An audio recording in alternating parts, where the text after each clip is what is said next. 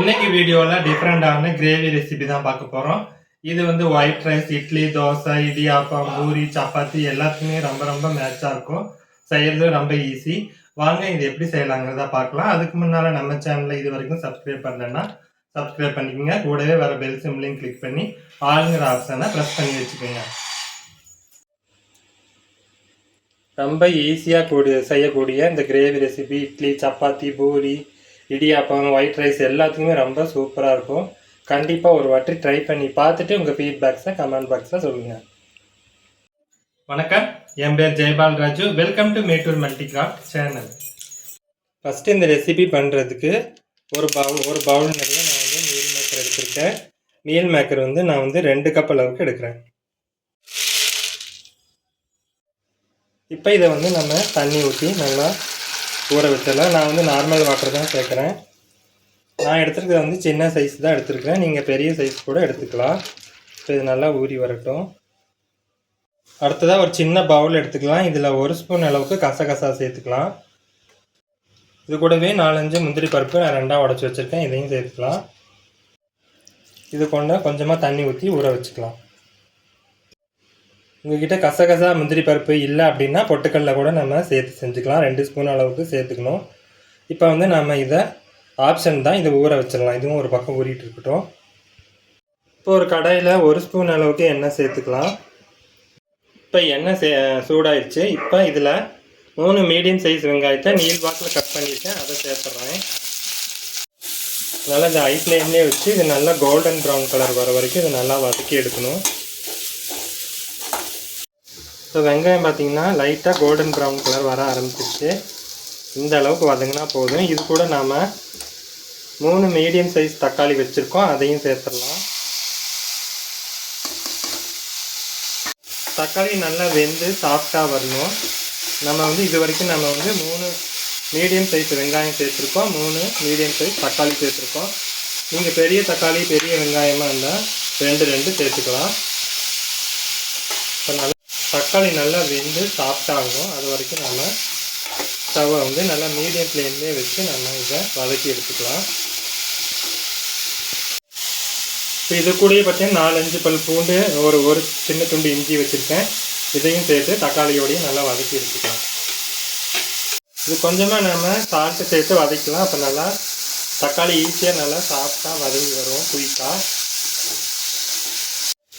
இப்போ பாருங்கள், நல்லா தக்காளி வெங்காயம் எல்லாமே நல்லா சாஃப்டாக வதங்கி வந்துருச்சு. இப்போ நம்ம ஸ்டவ் ஆஃப் பண்ணிவிட்டு இது முழுமையாக ஆற வச்சிடலாம். இது முழுமையாக ஆறி வரட்டும். இப்போ நம்ம ஊற வச்ச சோயா சாஸ் பார்த்துடலாம். இது பார்த்திங்கன்னா நல்லா ஊறி சூப்பராக வந்திருக்கு. நான் வந்து நார்மல் வாட்டர் தான் சேர்த்தேன்னா, உங்களுக்கு குயிக்காக ஊறணுன்னா நாம் சுடுதண்ணி கூட சேர்த்து இதை ஊற வச்சுக்கலாம். இப்போ இதில் இருக்க தண்ணியை பிழிஞ்சு வேறு ஒரு பாத்திரத்தில் மாற்றிக்கலாம்.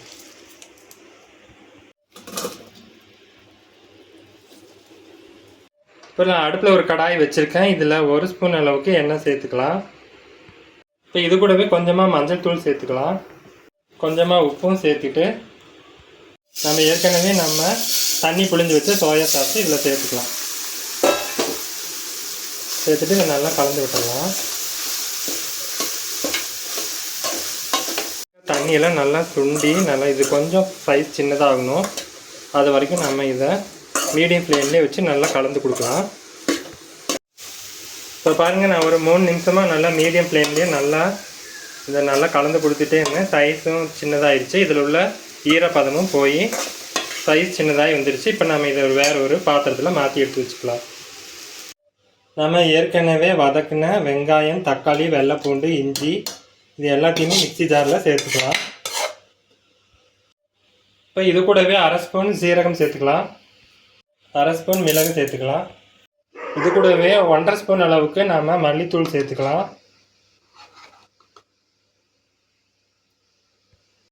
1 ஸ்பூன் தனி மிளகாய் தூள் சேர்த்துக்கலாம். இது வீட்டிலே அரைச்சது தான்.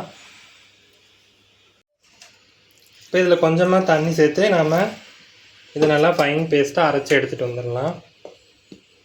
இப்போ கடாயில் நம்ம 2 ஸ்பூன் அளவுக்கு எண்ணெய் சேர்த்துக்கலாம். இப்போ எண்ணெய் சூடானதும் நான் வந்து கொஞ்சமாக பட்டை எடுத்து வச்சுருக்கேன், 2 ஏலக்காய், கொஞ்சமாக கல்பாசி, 1 மொக்கு, ஜாதி பத்திரி சின்ன பீஸ் ஒன்று, ஒரு ஸ்டார் சோம்பு, அரை ஸ்பூன் சோம்பு, 3 கிராம்பு, ஒரு பிரியாணி எண்ணெய் வச்சுருக்கேன். இது எல்லாத்தையும் அப்படியே உள்ள சேர்த்துடலாம். இப்போ ஒரு வாட்டி நல்லா வதக்கிடலாம். இப்போ இது நல்லா பொரிஞ்சு வந்துருச்சு. நான் ஒரு மீடியம் சைஸ் வெங்காயத்தை நீள் வாக்கில் கட் பண்ணி வச்சுருக்கேன். அதை உள்ளே சேர்த்துடலாம்.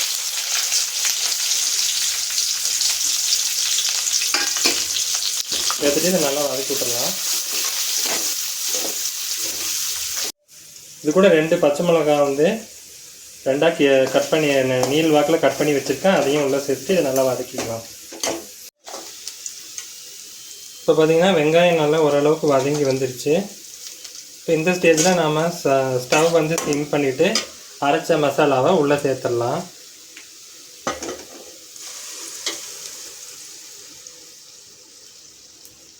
மசாலா உள்ளே சேர்த்துட்டு ஒருக்கா கலந்து விட்டுடலாம். இப்போ இதுலேயே நம்ம கொஞ்சம் மஞ்சத்தூளும் சேர்த்துக்கலாம். இது ஒருக்கா நல்லா கலந்து விட்டுடலாம். இப்போ நான் 1 டம்ளர் அளவுக்கு மிக்ஸி ஜாரை வாஷ் பண்ணி தண்ணி சேர்க்குறேன். சேர்த்து இது நல்லா கலந்து விட்டுடலாம். இப்போ நம்ம உங்களுக்கு எவ்வளோ தண்ணி தேவையோ அதுக்கு தகுந்த மாதிரி அட்ஜஸ்ட் பண்ணிக்கோங்க. இட்லி, தோசை, சப்பாத்தி, பூரிக்கு அப்படின்னா கொஞ்சம் கெட்டியாக வச்சுக்கலாம். ஒயிட் ரைஸ்க்குனா கொஞ்சம் தண்ணி மாதிரி வச்சுக்கலாம். இப்போ இது ஒரு மூடி போட்டு மூடி நம்ம சிம்மில் வச்சு நல்லா கொதிக்க வைக்கலாம். அடுத்ததாக ஒரு மிக்ஸி ஜாரில் நம்ம ஏற்கனவே ஊற வச்சா கசகசா, முந்திரி பருப்பு 2ஐயும் சேர்த்துக்கலாம்.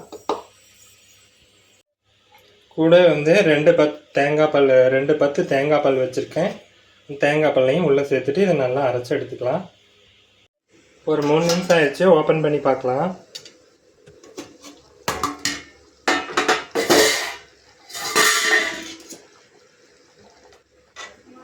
பார்த்திங்கன்னா நல்லா கொதித்து ஓரளவுக்கு நல்லா திக்காகி வந்திருக்கு. இப்போ இந்த ஸ்டேஜில் நாம் ஏற்கனவே மீல் மேக்கரை வறுத்து வச்சுருக்கோம், அதை உள்ளே சேர்த்துக்கலாம்.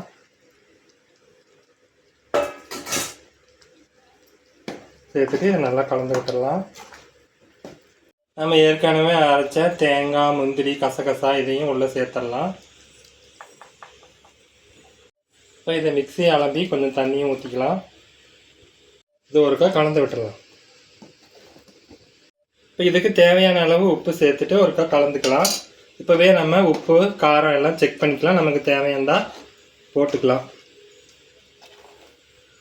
உப்பெல்லாம் சேர்த்து நல்லா ஒருக்கா கலந்து விட்டாச்சு. பாருங்கள், நமக்கு கிரேவி இந்த மாதிரி பக்குவத்தில் சூப்பரான கலரில் ரெடி ஆயிடுச்சு. இது வந்து நம்ம இன்னும் வந்து ஒரு மூடி போட்டு சிம்மிலேயே ஒரு 3 நிமிஷத்துக்கு நம்ம இதை கொதிக்க விட்டு கொத்தமல்லி இலைகள் தூவி இறக்கிக்கலாம். இப்போ நம்ம இதை மூடி ஒரு 3 நிமிஷம் விட்டுடலாம் சிம்லேயே. இப்போ ஒரு 3 நிமிஷம் ஆயிடுச்சு. பாருங்கள், நல்லா எண்ணெய் பிரிஞ்சு சூப்பராக வந்திருக்கு. கலர் பாருங்கள் எவ்வளோ சூப்பராக வந்துருக்கு. பாருங்கள், கிரேவியோட நல்லா பாருங்கள் கெட்டியாக ரொம்ப சூப்பராக வந்துருக்கு. கண்டிப்பாக இதை ஒரு வாட்டி ட்ரை பண்ணி பாருங்கள். ரொம்பவே சூப்பராக இருக்கும். இட்லி, தோசை, பூரி, சப்பாத்தி, இடியாப்பம் எல்லாத்துக்குமே இது நல்லா மேட்ச் ஆகும். இப்போ நாம் இதை கொஞ்சமாக கொத்தமல்லி இலைகள் தூவி இறக்கிடலாம். ஸ்டவ் ஆஃப் பண்ணிடலாம்.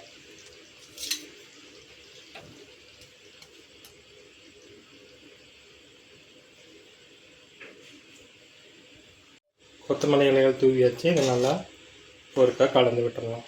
பாருங்கள், ரொம்ப சூப்பராக இருக்கும். பார்க்கும்போதே உங்களுக்கு தெரியும்னு நினைக்கிறேன். இப்போ இதை வந்து நம்ம வேற ஒரு பவுலில் மாற்றிக்கலாம்.